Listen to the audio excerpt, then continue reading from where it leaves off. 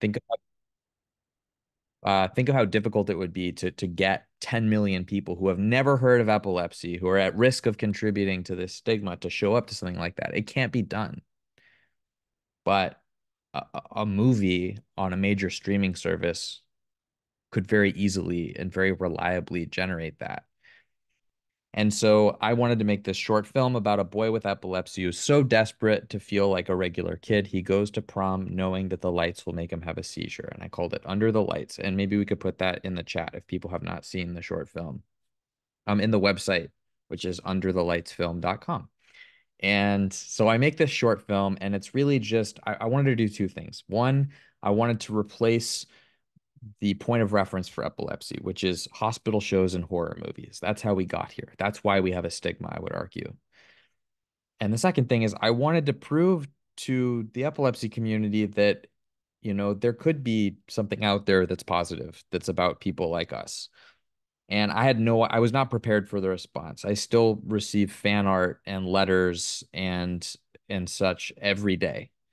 Um, People will tag me coming out with their epilepsy for the first time. I've been invited to Zoom calls where people, instead of coming out, they say, I have epilepsy. I don't want to talk about it. I just want you to know that my experience is something like this. They show the short film. And so it's become this really massive tool for the community to um, maybe have to explain themselves a little less. And also, a lot of people now who weren't planning on telling their stories are. There's podcasts that have been generated off of the short film. It's really, if you go to Instagram under the lights film, you'll see the fan art. So basically, I made this thing and I got to be part of my community because of it, and that was really the big gift. And so now in March, thanks to the successful campaign, I'll be shooting the full length 90-minute Under the Lights movie starring a lot of really big actors that I was able to convince to be a part of this. And it's really been quite the journey. Thanks, Miles. Thanks for sharing. I put in the chat the link to the information about the film and information about the starter campaign. But now I think if you have a question, it's your chance to raise your hand, if you would, and ask Miles a question you have, or just share your support for Miles's film.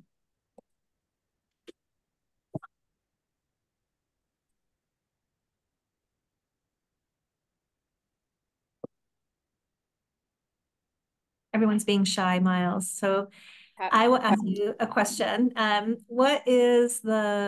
When you started this project, I think about 5 years ago, you would end up here, and what kept you going when things seemed hard? Yeah, well, I think the project kept me going. I started writing this in 2017, and I was at my worst. That was the most seizures that I had ever had, at least in recent memory. And we had just evacuated fires in my area. I had you know, you know, been evacuated from my home, had a breakup, a hole in my lung, all in the same night. And so things were pretty bad, and I was not well for quite some time. And I I really liked making comedy, but I realized that I could talk about my story, so therefore I have an obligation to, because so many people can't. And if I do, then it'll be easier for the person next to me. Um, And so it really was kind of like a therapeutic thing to write a story that is sort of the journal entry that I wouldn't want someone else to read. And in doing so, making something that is sort of inherently vulnerable that people would pay attention to. And I really think that that is the real key with awareness focused storytelling, is that if we're going to tell our stories, we really do need people to know how it really is, because what they're seeing or what they currently understand is not it. They see the seizure and not the people. And epilepsy is the time lived between seizures, if that makes sense. So it was started off as sort of like a therapeutic thing, if anything, and then sort of ended up a full-time job. Susan, I think Kim had her hand up, but Oh, you Kim, missed go it. ahead. Sorry about that. Kim, please. Well, first, Miles, I just want to congratulate you. What a wonderful accomplishment to have your concept receive an award. I was reading at the Tribeca Film Festival. Yeah, So not too many people could say that. So congratulations. That's wonderful. thank And I'm you. looking forward to seeing the film. And I just want to congratulate you too on just having the courage to come forward because as you said, it's always sad when you hear about somebody who is struggling with epilepsy. For instance, the young man who died, Cameron Boyce, and nobody ever knew about it until after he had died and what he was struggling with and so forth. So, not that I want to make it something upsetting, but I think a lot of people don't really understand all that the um, epilepsy entails. And I think that you're putting a face on it and humanizing it when so many people, as you said, have an idea about what it is, even today. So, congratulations and thank you. That's really kind. And I've gotten to know the Cameron Boyce folks very, very well. And there's something really exciting happening there where it's showing that when you put common ground in between communities, it really makes everybody wants to be a part of the same thing. And what you see with that fan base is really interesting that they all are there because of Cameron, Mhm. but as a result of that they're super into you have all these people who don't have epilepsy who for which epilepsy awareness is cool. It's important. And that's what I wanted to do with the film was find a like epilepsy awareness should be not just something that we say, look over here, please pay attention to us, but that it's important and it's cool and people want to be a part of something important and feel it adds meaning to life when you're a part of something that's bigger than you are. And that's sort of the next question that I saw was like, how do I how did I get these actors? Is you know you appeal to that common lived experience, that common goal of wanting to be a part of something important. Actors, if you ask most actors why did you get into acting, they say because I want to tell stories that matter.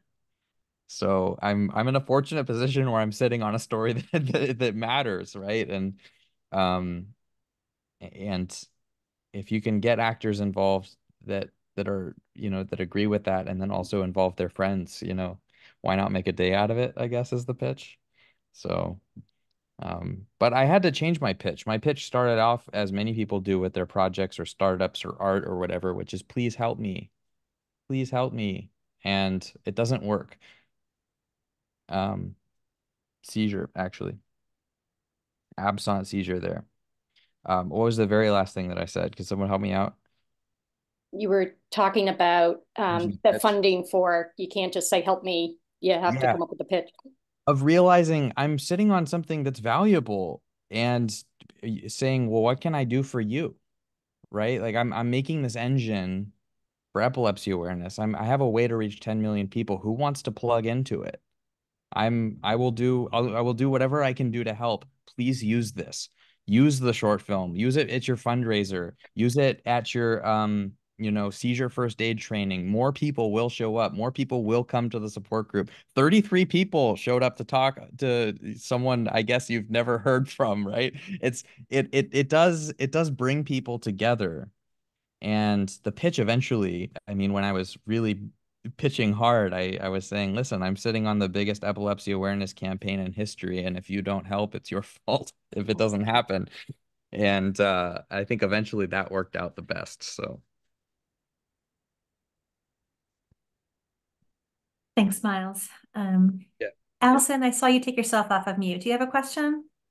Yeah. Hi, Miles. Hi, good to see you. It's great to see you.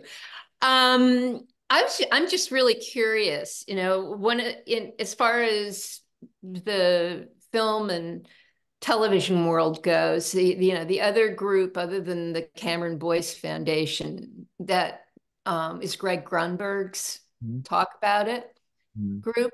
have they, given, the spirit of the film Under the Lights, have they gotten involved, or have you been involved with them at all? I should say them, it's probably just Greg, but No, it's a lovely group of people. Greg's voice is in the short. And he put his name on the short, which was really lovely. He's a super busy guy. He's always just got 1,000 things going on. And I did participate in an educational series with him last year.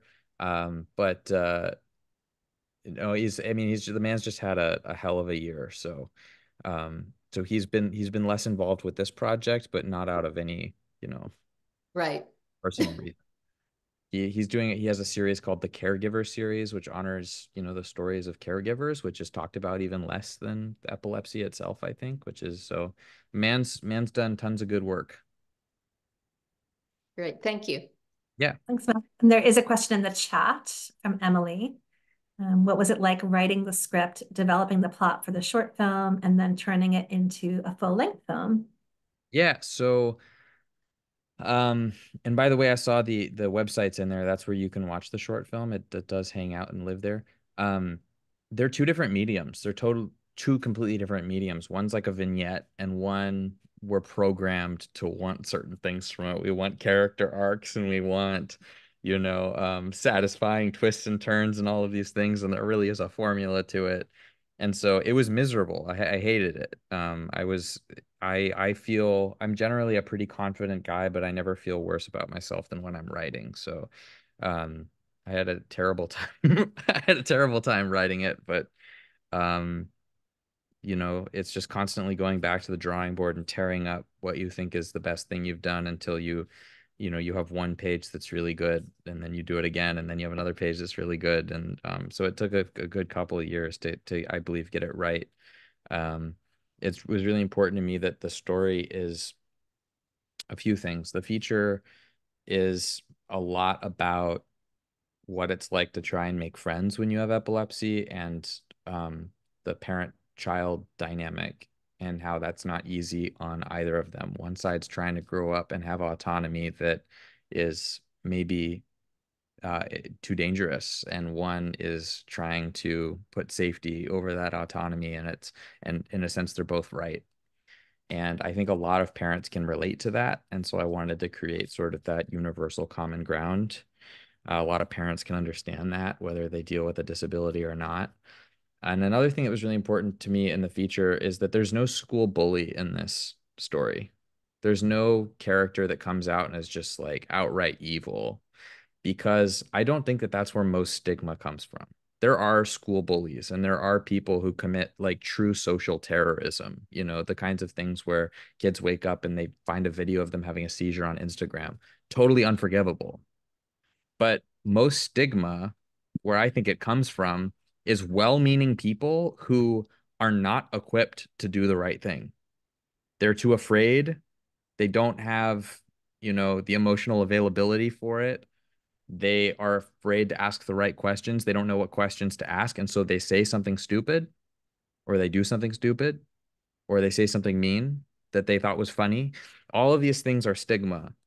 And so the film is fraught with people who are probably would identify as good people who just don't know how to handle the situation. But the other thing that the film is about is the idea that it's not unique to epilepsy. Everyone has some kind of invisible struggle going on. Everyone, absolutely everyone. And we don't necessarily have to understand what it's like to be in that person's shoes. I think it's enough to acknowledge that we all feel the same feelings. And sometimes all we really need is for someone to say, "What can I do?" or "What do you need?"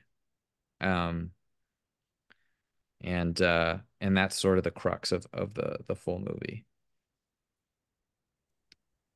Thanks, Miles. There's another question in the chat, which is, or there's several questions, excuse me. As someone living with epilepsy, how hard was it to develop a plot or write a script? I'm considering write a book about my journey, so I was curious. You should. Again, I think the trick is to write something you wouldn't want someone to read. because two things happen. One, it is a better story because it's true and it's honest, and then people who have no connection to your experience will feel that. Um, it has to be true. It has to be honest. It doesn't have to be autobiographical. My first disability story was about my dog, and that was how I was talking about my epilepsy, was through him. Um, Eric, but everybody just shut up. but uh yeah, I mean, as far as developing the plot, it was just like pulling as much as possible from my real experience, but and just trying to be raw about it. And but I'm still able to write fiction. That doesn't mean it's dishonest. It's honest fiction. You have to be brave, but once it's done, it heals, I think. And then another question I see is, in the full film, will teachers and their understanding be highlighted at all? Um, there are teachers in the film. I focus more on the peer-to-peer environment. But I am trying to form the relationships now and not later so that the film can be used as an educational piece. Ideally, this is the perfect way to talk about epilepsy in a classroom environment, of showing a movie on a screen. What teacher doesn't love to take a day off their curriculum and just take a break and have movie day? So like, why not talk about epilepsy, right? Um, but I think that will create a boon to the community where it's just a lot easier to broach that subject. A lot of teachers, the way they deal with it, and for some students, maybe this is preferred, but have the kid get up and explain it to their classmates. And how hard is that? I couldn't imagine doing that. And I think that this could make it a lot easier for a lot of teachers and students to broach that subject and just equip them. Thanks, Miles. And Tansy has her hand up. Hi. Hello. What you're doing, you have me smiling huge. It is awesome. It is beautiful because I'm the same way. Wasn't a long time ago, very outspoken about my epilepsy. And it's to educate and to help people chill out and not be terrified of the word. Hmm. I've learned, I've never seen somebody have a seizure. So I'm hoping I do not do what everybody else does frequently and take off running rather than helping. But whenever I go and speak to groups, it's the same thing. Like when you mentioned the book to the lady just a moment ago that was thinking about making a book, whenever I go and I speak to businesses for their educational day or a school, I walk on stage and then I start, okay, my name's Tansy, and count of three, let's all swallow our tongue. Yeah, that's a room full of people trying to can't do it. And that is really so making it real, I am thrilled about this, the film you've created and about the young lady's book. But it is, like you said, it's got to be intriguing, quick, hard punch, and it does feel great when you're done talking about it. So thank you very much, mister, for this creation. Thank you. I'm going to steal that without your permission. That's a really good line. My name's Tansy Webb. I love it. I love it. I love it. That's great. Thanks, Tansy. And Miles, there's also a kudo in the chat, but it's a private message to me. And it says, from Abby, I really enjoyed the short film. Thank you. Epilepsy is such a varied disease and presents so differently in people. How did you choose the type of epilepsy to represent? Yeah, that's a fun question. So my diagnosis is absence, or sometimes called petit mal seizures, and tonic-clonic seizures. So it's just natural for me to just pull from what I know. I could authentically write about that. I did choose photosensitive epilepsy, even though I do not actually have photosensitive triggers. And the reason is, first off, it's about a boy trying to go to prom. And that's the coming of age experience he's after, for which epilepsy is in the way of his being included, right? So there's the logical thing there. But the other thing, though, is even though photosensitive epilepsy is rare, I wanted to give audiences credit for something that they're already familiar with.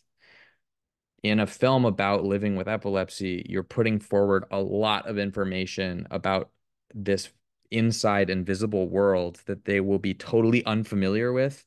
And I think it's important to be able to say, okay, like, for example, maybe you didn't know that you can't swallow your tongue, or maybe you didn't know, um, or hopefully that it has nothing to do with possession, or that it's not as scary as you've seen in other movies necessarily, but you did get something right, And I think that furthermore, because we're so hurt all the time, I see a lot online. Sometimes people say like, "Oh, I wish people would stop asking me if they need to turn the lights off, or if I'm photosensitive." No one's photosensitive, right?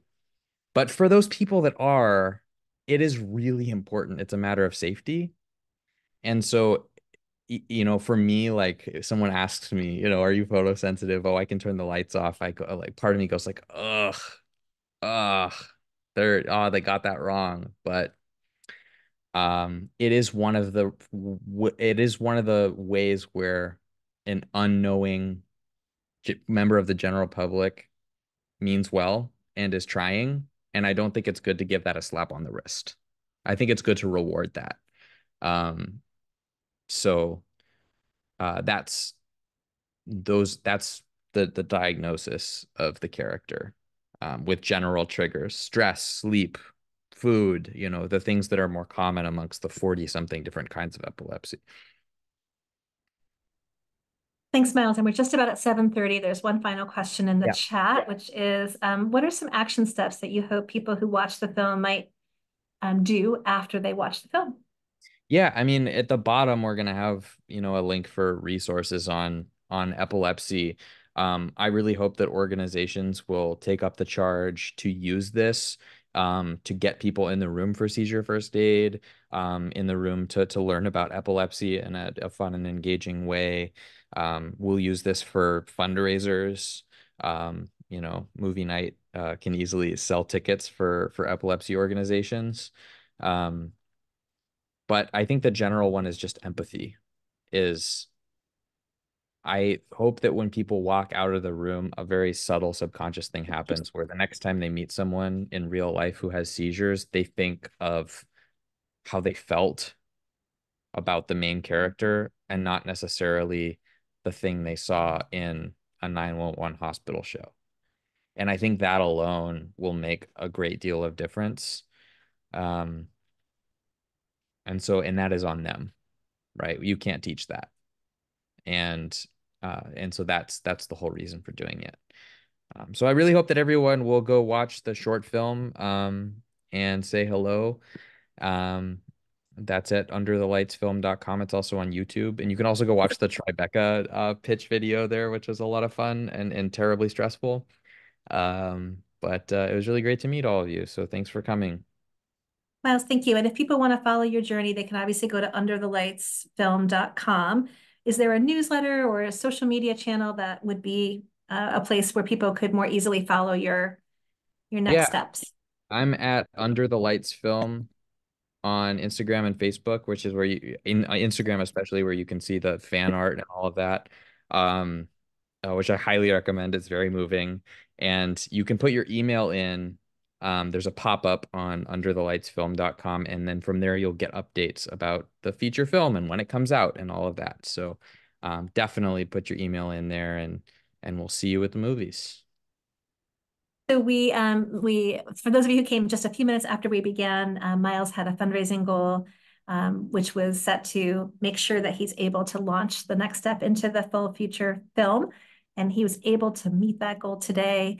I know thanks to a lot of people that were here today. So congratulations, Miles. We're really excited. Thanks for spending this time with us. And thanks to everybody who came tonight. Thanks for visiting with Miles. Miles, thank you. Everybody have a great night, and let's go Under the Lights feature film. Bye, Thank you Miles. so Nice to see much. you. Bye. Have a great night. Bye-bye. Thank you, Susan. Thank you, Shanda. Welcome.